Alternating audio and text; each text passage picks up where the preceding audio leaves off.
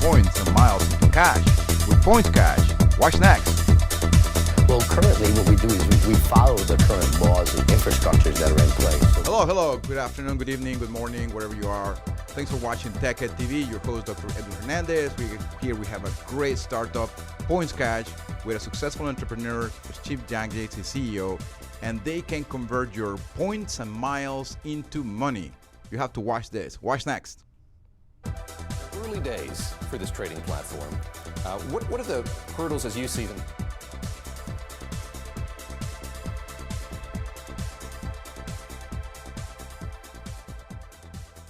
Hello, Steve. How are you? Good afternoon. Actually, you are about noon, right? So good afternoon here in the incubator, and welcome to the show. Thank you for having me. And Steve is a great entrepreneur. He has had some good exits. And tell us about American X. That's how I met you, I believe. Yes, actually, we were a startup here locally. We started with just a few employees and a great idea, and we built the company to over 25 employees. And most recently, we went through a public merger, and now our shareholders and as well as our employees and clients now have the ability to trade the stock publicly. What would you say is the main secrets for success in this market? Where do you form a good board? Is that how do you proceed? Well, I think the key to success is good employees to start, but also we put together a good board. I think it was very strategic for us to have people that have had success in the financial markets, success in technology, but also success in helping individual startups grow and develop. And what we did is we were fortunate enough to have brought on the former chairman of the New York Mercantile Exchange, the world's largest commodities exchange, and part of his team. So that was great for us. We brought on his head of technology to help us build our platform, but also to help us grow as a company. So having successful exits in the past, I think, help with successful exits in the future. And having that knowledge from our board really brought that extra level of expertise to the company and helped guide us through 5 years of successful trading with the application that we developed. But also, most importantly, is bringing value to our shareholders, which we've been able to do. Excellent news. One very interesting point that you mentioned, I think, a while back was that you were able to bring together not only the team and the board, but also the experience, because you have a background from Wall Street. Is that right? Yes. So I'm one of those people that I believes in make friends with everybody. So you never know when those friends will come and help you in the future. So I spent about 25 years in Wall Street. Went through the whole evolution of trading from face-to-face to electronic trading. And then post-2006, 2008 with the crash, you found that the regulators actually wanted every transaction to go onto some electronic platform for the ability to track, trace, have full compliance. So it gave us great knowledge into developing exchanges, developing back office infrastructure, and also developing something that's great for the consumer. So we went into and built Americanex, built a great team, right? And actually learned a lot building it out on blockchain using the state-of-the-art technology and really coming up with something that was revolutionary, and I feel disruptive in an industry that needed it. So basically, your startup is the previous one, Americanex, the one that really exit. He's in another one, PointsKash. But you will say that you were one of the pioneers in actually succeeding with blockchains, besides creating some sort of a token or something like that, right? Yes. If you look at blockchain infrastructure itself, it really is the best ledger system available. And while we were developing our existing platform and going through the process, what we found and what we looked at is other case studies. Where else would blockchain be a really good piece of technology? Wow. What we found, probably the number one best case use for blockchain was found in the rewards and loyalty space, where people have many, many different programs. Statistically, 8 out of 10 holds in the United States, 8 out of 10 have 29 plus programs. 80% of the population is enrolled in 30 programs. In the United States, you have about 80%. How can you track that? It's impossible. And that's been the big issue, not only for the individual consumer who is looking to use those points, but also for corporations. You have to understand that if you look at the statistics, corporations are spending a lot of money on developing rewards and loyalty programs, but they're actually not gaining acceptance. Too many programs. An individual with 29 programs finds that they lose points, they can't track them, and at the end of the day, it becomes frustrating. So they pull out their credit card or they pull out cash and they pay for something. Well, that's very interesting because you have found in the exchanges, basically, the creation of one exchange for cannabis, which is American X, correct? Correct. That is tied to the blockchain. And now you're like, okay, let me reuse what I learned, my expertise, and then move into this points market where we as a consumer usually lose track of what's going on, and we miss those points that we, in a way, we earn, correct?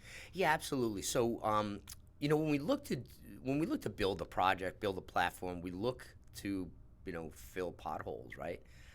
When you look at any industry, you want to see an industry that has had success and tremendous success, but also that has issues. And that's what we found in the rewards and loyalty space. When you look at it globally, the numbers are shocking. 7.8, now 8 billion people across the world are involved in rewards and loyalty points programs. That's a tremendous number.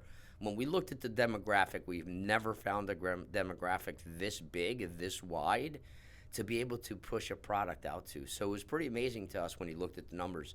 Now, even more shocking was that you have 48 trillion, almost 50 trillion points right now in the market, completely unredeemed. People that have cash value aren't able to put together a way to actually use that. What we've built is the first blockchain-enabled application. If you think about what PayPal does, what Honey does, we've combined all of those into one simple-to-use app for the consumer, where he can manage and track all of his rewards and loyalty points in one place. Okay.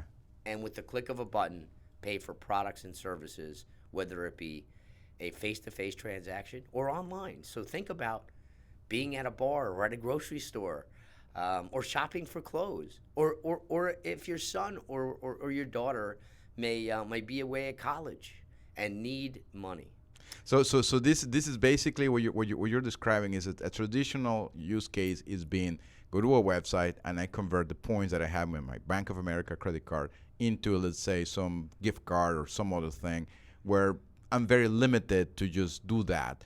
But your platform, PointsKash, will be able to become an exchange that grabs points from any source and transact that into cash that you can pay for whatever you want. So that's correct. So if you look at the way that rewards and loyalty programs currently work, you might have 15 or 20, but all of them have individual values and individual use cases. So some allow you to cash those in for products or services. Some only allow you to buy magazines. Yeah. So it's very limited. And what happens is the consumer, in many cases, may not have enough in one program or another program to actually make it viable. So what happens? All of the money being spent by corporations to develop these programs, to gain consumer confidence, do you know the statistic is almost 50% actually fall off? And don't actually use those points? It's a huge number. So it's basically like a gym membership. 50% of the people never go. Never show back up, right? So what we found was, and I must say, the first question from everybody has been, well, why? Maybe that's good for corporations. No, but it's not good because the consumer is very dissatisfied. It's not. I mean, a level of satisfaction as a consumer. That should be your first main. And you already budget that. So what will be the point of making money from something you already absolutely calculated to lose? So that it's great what you just said. And I'll kind of further on that. So if you look at the consumer and why these programs are put in place, you nailed it 100%. It's to gain consumer loyalty. Hence, loyalty programs. They want the consumer to continue to shop at the individual store or buy their individual products so that they can continue to get rewards points and loyalty points. Now, what happens is if the consumer doesn't have success in converting those points, they stop being loyal. And they will, in many cases, go to another program that has a better and or more effective rewards loyalty program. So you lose the consumer, yet you're spending a lot of money. Now, what we also found is they use old antiquated rails, right? So it's very expensive to run these programs. The security, as you know, in antiquated platforms and old rails, same thing, very unsecure. And most importantly, if you think about 48 to 50 trillion points currently unredeemed, what we found was they sit on balance sheets. That means that these companies who are They see it as a liability in the balance a sheet, huge liability on the balance sheet. and then they just kind of wait for them not to consume. They depreciate in a way. So you have how much money do you think is in all the balance sheets for all those points? So if you think about the number, it's in the hundreds of billions. Hundreds of of dollars. billions of, let's say it's $200 billion. It's actually approaching the 800. 800, almost a trillion. Correct. So Wow. you have about $1 trillion. sitting on the sidelines. Yeah, just in the balance sheet, just Sitting in the sidelines. And if you think about globally, we're issuing about $700-800 billion worth of rewards points globally, and around 360 billion to 400 billion go unredeemed every year, about half. So if you think about all of the money spent to gain the consumer confidence, if you think about these points consistently sitting on balance sheets as a liability and growing and mounting, you could see that ultimately the only way out is PointsKash.com. Wow. That's actually, you made the point right there. But to execute that business plan, like how's your competitive market? Do you see any competitors around you? You have some cutting edge technology that nobody else has. Plus, you have tell us about why should I choose you instead of maybe, I don't know if there is a competitor, right? But you can educate us on that. Yes, absolutely. So PayPal is now a competitor. Oh, okay. If you actually look at what PayPal just did recently, PayPal just added American Express and the consumer's ability to use American Express points through PayPal to pay for services. Wow. So we love the idea that PayPal is now doing this. So PayPal's getting started. So we see ourselves as a PayPal competitor, a touchless payment solution that allows the consumer to use rewards points to pay for a product or one of the debit or credit cards that they've put into the system. But more importantly, we've added a specific function for the consumer. So upon checkout, whether it be online or whether it be at a grocery store or whether it be at any retail location, we automatically send a coupon right to your phone, right to the application. So as you're checking out, it's going to find and give you the best coupon available, the best sale available. So while you're checking out with PointsKash.com, you're also earning points from the vendor, and a coupon is available like honey, so that automatically you're consistently saving money using PointsKash.com. So in other words, I get maybe 10,000 points available, but then that could be redeemed at the store for $100, let's say. Correct. But then I use PointsKash and I purchase something that is worth $25, but then maybe I didn't know it had a 20% discount. Correct. So I not only pay the $25 with coupons or points that I thought I was never going to use, but also I'm just paying $20 in the item that I thought it was going to be $25. Correct. So if you think about it, it's PayPal, Honey, and Rewards loyalty points programs all built into one simple-to-use application. Wow, and that's very exciting because you have, I think if somebody will come to me and they will tell me the story, I'll be like a little bit cautious and questioning. But you have a team that has done this in the cannabis market, that you can translate that experience and knowledge into a bigger biz, I think. Would you say it's a bigger market than what you had before with American X? Yeah, so it dwarfs the market by major numbers. But yes, one of the things that I think you've touched on before and you touch on again is you have to have the right team. One of the things I think you learn as you progress through life is you find individual people that are successful, and eventually you build those into a team. And yes, we've had success in financial markets, in the cannabis markets, but most importantly, we brought on somebody that's had great success in the rewards and loyalty space as well. So as of 2 weeks ago, we brought on Ben Ashwell, who came from LoyLogic, one of the largest rewards and loyalty platforms in the world, but also the original CEO of PointsPay, a competitor that we see from the industry. So he's joined our team. So part of this is not only having success in financial markets and understanding applications, but having individuals that have been successful, that have had great success like Ben has had in the rewards and loyalty space, with over 25 years of success at senior management in the rewards and loyalty space, has now joined our team.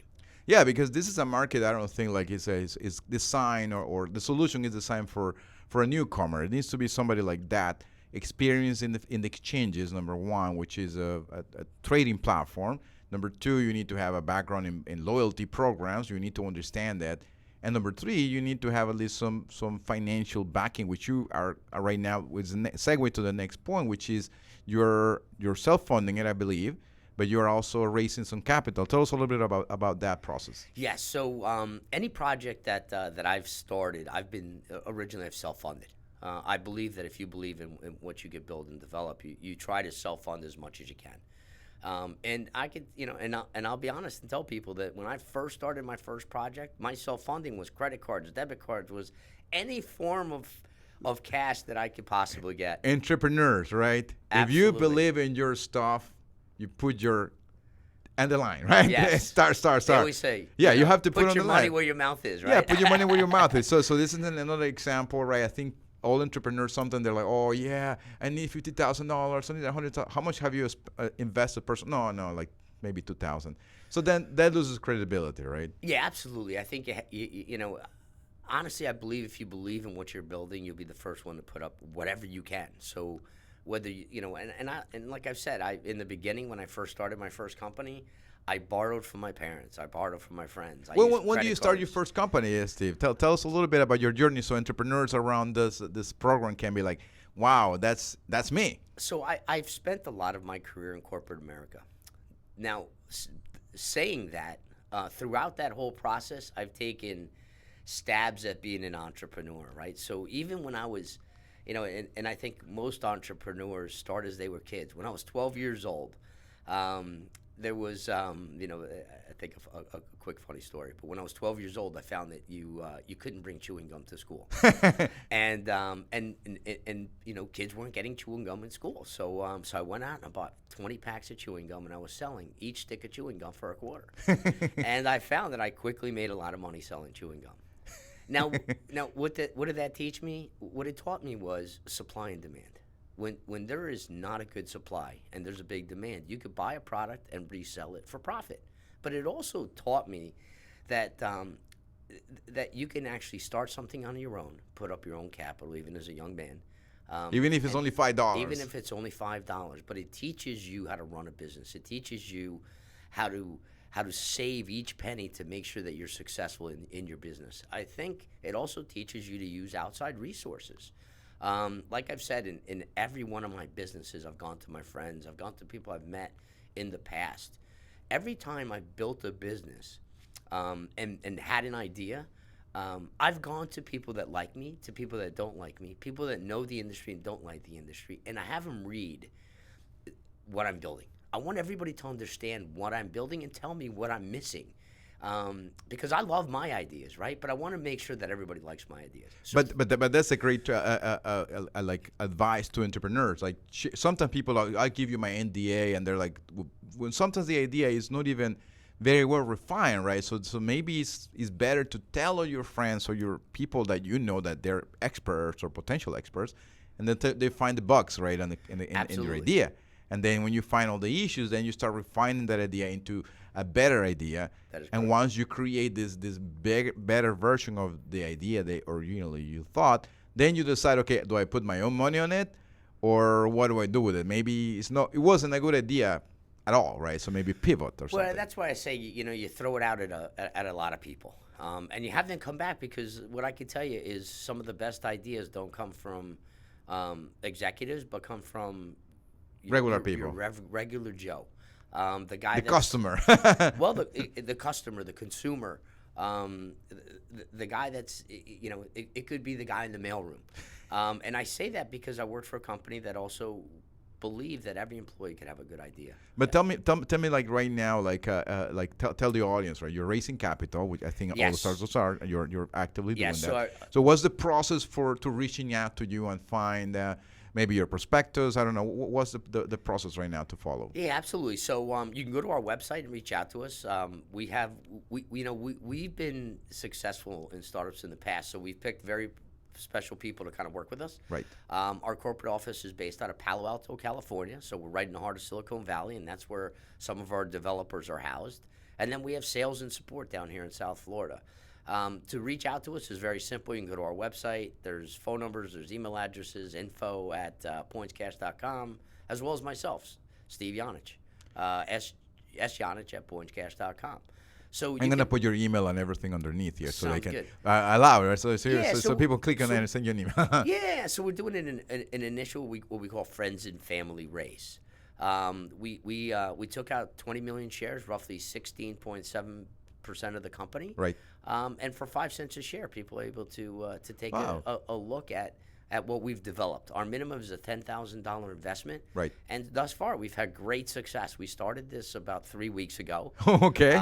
We do have a small, we do have a following from our older deals. Right. That follow us. So Can you disclose how much money have you raised thus far? Yeah, we've raised about half. Oh, wow. In the first 3 weeks, we raised about half the money. I can tell you that I've raised capital in the past. It doesn't usually come this quick. Obviously, In 3 weeks, half. Yes. That's a record. We need to do a press release with that. Yeah, well, it does help to have a good team, Yeah. and also a successful exit or two in the past, which we have. But most importantly, I can tell you that people are buying the equity for only one reason, and one reason only. They love the concept. When we go live, we're going live with 1 million users. So we're building out an entire marketing infrastructure to get to 1 million users when we go live. That's 1 million downloads of our application day one. And in terms of that schedule right now, like when is the potential like beta phase, and when you prepare to launch the product officially? Yes, so we're going to go into beta in September. Okay. So we have a very large beta group, almost 1 million users. And then we go live December 1 to the general public globally. So we're really excited because when you look at, again, I go back to the demographic, 8 billion potential users globally. Right. That's a very, very large demographic for our product. So your product will be globally available then. So if I'm in, let's say, in Chile or Argentina, and I'm like, okay, I have all these points with my banks or my airline, can I be able to use your app? Yes. So the good part is we, the way that we've built the back end infrastructure in our financial background. I was actually a foreign exchange trader, so currencies were my specialty. So the way that we developed this and using So you're a fool if the dollar goes to a dollar one to one with the euro then. Right. So what we do is we actually use the U.S. dollar. And then we do a fiat conversion against any foreign currency so that we can actually have a platform that can function globally.